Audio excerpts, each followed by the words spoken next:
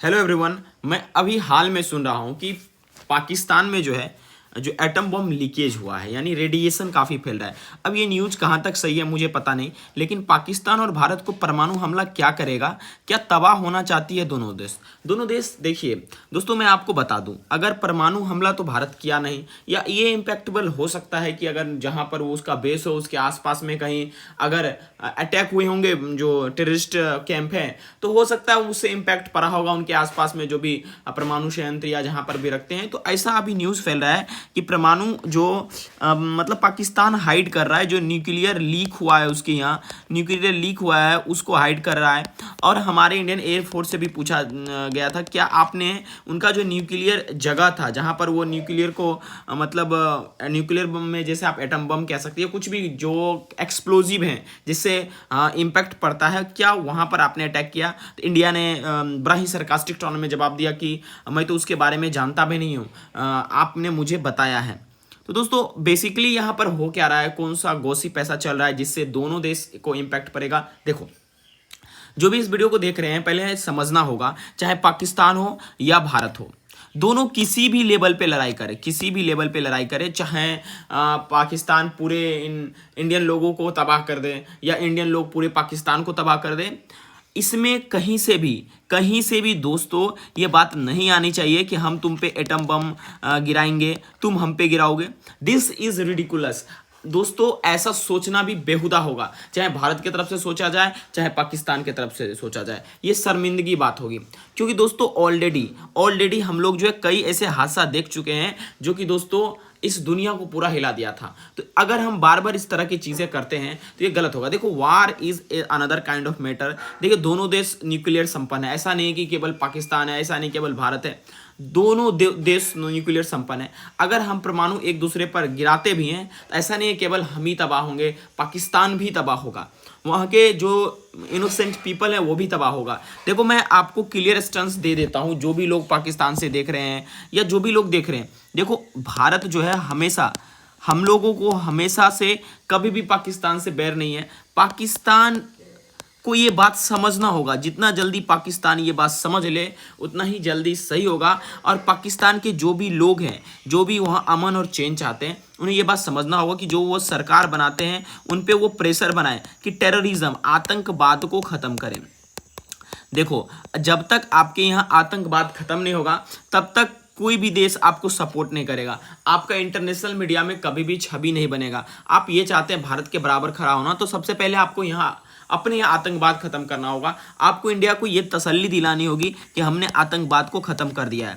परमाणु हमला चाहे आप करें चाहे हम लोग करें, इससे कुछ भी नहीं मिलने वाला है। इससे केवल और केवल दोस्तों विनाश होगा, जिसे हम लोगों ने देखा था। दोस्तों आपको मैं एक आर्टिकल्स पढ़वाता हूँ और समझाता भी हूँ। देखो दोस्तों, अभी रिसेंटली जो है ना यूक्रेन और किसके बीच में, रसिया के बीच में एक वार हुआ था। ऑलमोस्ट यूक्रेन दोस्तों ध्वस्त हो चुका है, तबाह हो चुका है, लेकिन रसिया ने कई बार धमकी भी दिया, लेकिन रसिया ने परमाणु को नहीं, एटम बम को नहीं छोड़ा, क्योंकि रसिया को पता है अगर हम एटम बम छोड़ेंगे तो ऑब्वियसली जो है यूक्रेन बर्बाद हो जाएगा। लेकिन इसका गहरा इम्पैक्ट रसिया पर भी पड़ने वाला है दोस्तों। तो हम ये समझते हैं, इस बात को समझना बेहद जरूरी होगा कि आखिर क्या ऐसा चीज़ पनप रहा है, क्या ऐसा चीज़ चल रहा है जिसको हमें ध्यान से समझना होगा। दोस्तों देखिए, जब कभी आप ये चीज़ें सोचते हैं, देखो मैं आपको एक आर्टिकल पढ़ाता हूँ, हिरोशिमा और नागासाकी। जब कभी कोई भी देश या देश के नागरिक ये सोचे कि मतलब हमें इस देश पे पार्टिकुलरली अटैक करना है, तो आप समझिए, देखिए जो हिरोशिमा और नागासाकी पर 1945 में जो अटैक हुआ था उसमें बहुत ज़्यादा डेवस्टेशन हुआ था, ठीक है, लेकिन उसका इम्पैक्ट बहुत पड़ा था। देखो, हिरोशिमा में 6 अगस्त 1945 को ये बॉम्ब अटैक हुआ था, परमाणु हमला, जिसमें बॉम्ब का नाम था लिटिल बॉय नाम था। और दोस्तों आपको पता है ये अटैक किसने किया था? यूएसए ने। और ये बना हुआ था यूरेनियम से, ठीक है। और दोस्तों आपको पता है लगभग अटैक जैसे ही तुरंत हुआ उसमें 70,000 लोग मरे, ठीक है। और लास्ट जाते तक 1,40,000 आंकड़े पहुंचे।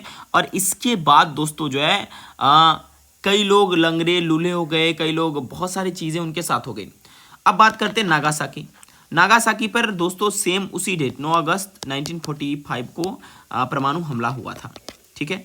उस बम का नाम था फैटमैन और वो प्लूटोनियम बेस्ड था, प्लूटोनियम बेस्ड। मैं आपको बता दूं दोस्तों, जो यूरेनियम बेस्ड बम होता है वो ज़्यादा इम्पैक्टेबल होता है, प्लूटोनियम बेस्ड भी होता है बम, कोई भी हो खतरनाक दोस्तों होता ही है। काफ़ी सारे डिस्ट्रक्शंस हुए, डिस्ट्रक्शंस में कमी नहीं थे, ठीक है। जितने भी आप कह सकते हैं उतने भी डिस्ट्रक्शन हुए थे दोस्तों, है ना। अब ये समझना होगा कि जो परमाणु हमला होते हैं इससे बेसिकली होगा क्या। और हम लोग चिल्ला चिल्ला के कहते हैं कि परमाणु हमला कर दो, परमाणु हमला कर दो, चाहे भारत की तरफ से चाहे पाकिस्तान की तरफ से। ये एक बहुत ही गंदा एक्टिविटी है। आपको पता है अगर परमाणु हमला होगा तो उसमें जो भी लोग बच जाएंगे वो तो या तो उल्टी करते करते मर जाएंगे, नहीं तो उनका बाल लॉस हो जाएगा, वो उनका हेयर लॉस हो जाएगा, नहीं तो दोस्तों उनको ब्लीडिंग होगा, या नहीं तो दोस्तों ल्यूकीमिया की बीमारी हो जाएगी, ठीक है। यानी उनके शरीर में कभी भी खून नहीं बनेगा। इसका इम्पैक्ट इतना ज़्यादा, परमाणु हमला का इतना इम्पैक्ट है, फिर भी लोग चिल्ला रहे हैं। वो लोग चिल्ला रहे हैं, चाहे भारत की तरफ चिल्ला रहे हैं चाहे पाकिस्तान की तरफ चिल्ला रहे हैं, ये वो लोग चिल्ला रहे हैं जिनको एकदम अकल नहीं है। ल्यूकीमिया हो जाएगी दोस्तों, ल्यूकीमिया के बाद कैंसर हो जाएगी दोस्तों। जी हाँ दोस्तों, इतने इस रेडिएशन का इम्पैक्ट होता है, कैंसर हो जाएगा। इसके अलावा और कई सारे इम्पैक्ट जो ये तो आपके शरीर पे और मेरे शरीर का इम्पैक्ट मैं बात कर रहा हूँ, और इन्वायरमेंट पे जो इम्पैक्ट होगा आप वो छोड़ ही दीजिए। अब दोस्तों मेंटल टॉर्मा, बर्थ डिफेक्ट्स होंगे, बच्चे पैदा होंगे लंगड़े लूले, जैसे आप देख सकते हैं हिरोशिमा नागासाकी पर, ठीक है। और फ्यूचर जनरेशन जो भी पैदा होगा कैंसर लेकर पैदा होगा, ठीक है। और कई सारे सर्वाइवल को साइकोलॉजिकल सोशल स्टिग्मा हो जाएगा। तो दोस्तों आप ये बात समझना होगा कि आपको जो कोई भी सोचता है परमाणु हमला को, उन्हें सोच बंद कर देना चाहिए। और जो ये आसपास में भारत ने कभी भी ये इंटेंट नहीं रखा कि पाकिस्तान पे परमाणु हमला किया जाए, पाकिस्तान को ये बात भूल जाना चाहिए। हर एक तरीका से भी नुकसान पाकिस्तान को ही है। तो पाकिस्तान के आम नागरिक को समझना होगा कि सरकार पे प्रेशर दे और नेगोशिएट करने की कोशिश करे, ताकि वो जो भी लोन लिए IMF से, ताकि उनका सही तरीके में उपयोग कर सके। अगर आप इसे भी आप गलत तरीके में उपयोग करेंगे तो यकीन मानिए आप कभी आगे नहीं बढ़ पाएंगे। अगर आप अमन चैन चाहते हैं अपने देश में, तो सबसे पहले आपको अपने देश में आतंकवाद खत्म करना होगा। और ये परमाणु हमला की बात तो छोड़ ही दीजिए, कोई भी ऐसा देश नहीं है जो परमाणु संपन्न नहीं है। तो दोस्तों आप में इसका क्या राय है, आप ये मतलब इस पर्टिकुलर थिंग्स को लेकर क्या कहना चाहते हैं, आप कमेंट बॉक्स में जरूर बताइए।